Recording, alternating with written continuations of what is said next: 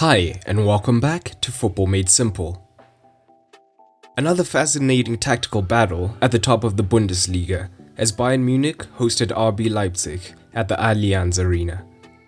Hansi Flick and Julian Nagelsmann put on a display of ever-evolving tactics throughout the 90 minutes, and although the match ended 0-0, both teams created chances in this tactically intense battle.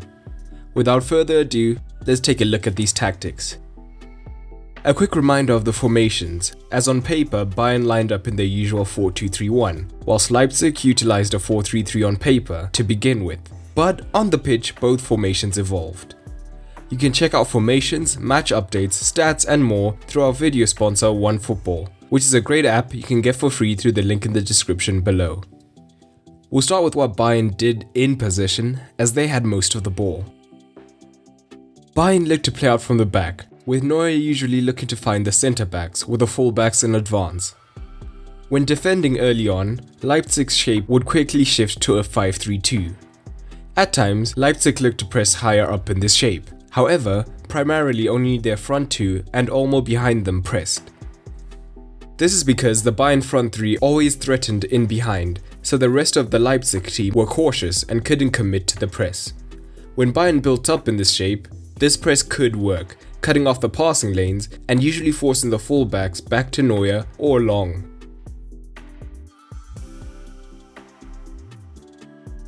But Bayern could easily counter this by building up in a back three. Kimmich could often drop into a back three, allowing Alaba wide to the left and himself to the right, meaning that Leipzig's front 1-2 was outnumbered in the build-up, as Goretzka could drop in alongside Thiago during the build-up.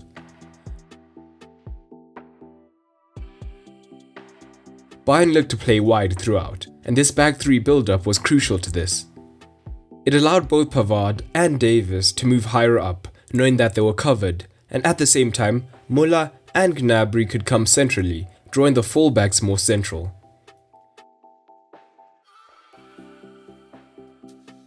Kimmich moved back into the double pivot, with Goretzka and Thiago alternating attacking positions, meaning that zone 14 was well occupied, again drawing Leipzig more centrally. This often meant the fullbacks, particularly Davis, could combine with their winger to look for the cross, leading to several dangerous situations.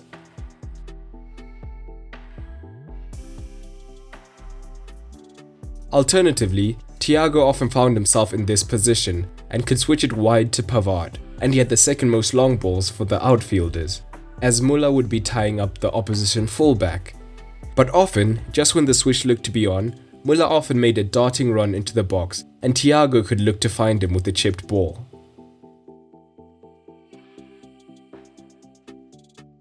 Later in the match, Leipzig shifted to a 4-4-2 to avoid being overloaded in the wide region and to track Davis more efficiently.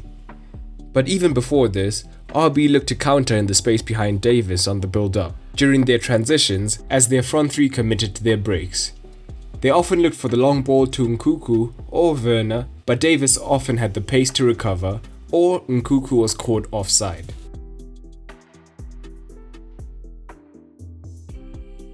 Later on, Bayern reacted to this by building up in a back three, only allowing one fullback up at a time to maintain defensive solidity.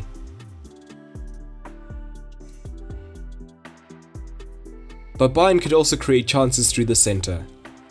When RB were deep in a 5-3-2, Bayern often dropped Thiago or Goretzka deep to try and draw men to open up space between the lines. To add to this, one of the inside forwards would push up alongside Lewandowski. These forwards had been making runs into the box looking for the dinked ball all match, so the Leipzig centre-backs often dropped deeper, opening up space in zone 14. So, Thiago or Goretzka could move into this region to perform a 1-2 with the forward and look for a shot, and they got a big chance and an overruled penalty in this manner.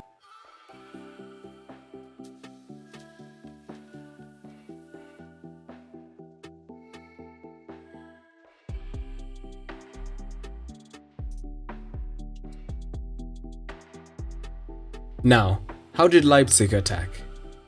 They were more reactive with only 30% possession, but still looked dangerous at times. When they built through the centre-backs in a back five, they struggled, as Bayern pressed high in a 4-3-3. Bayern's wide forwards pressed narrowly, and with only one Leipzig man wide, the Bayern fullback could advance to press. But when they used a back four during the build-up, they could counteract the press, as their wide man would push high to draw the Bayern fullback, and Leipzig could then work it to their unmarked fullback.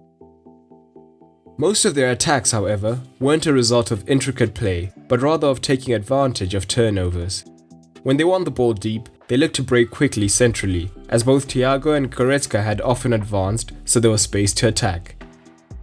The two forwards often stayed relatively wide, and would look to be found with passes as they made runs between the fullback and centre-back to then attempt a cross to their partner arriving on the back post, which they managed to do a few times.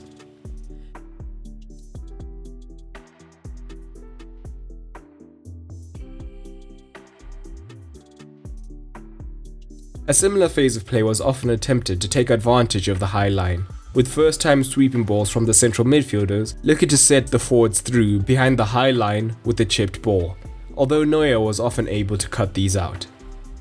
Overall, this just scratches the surface of the tactics used by both managers, so if you noticed anything else, leave a comment down below.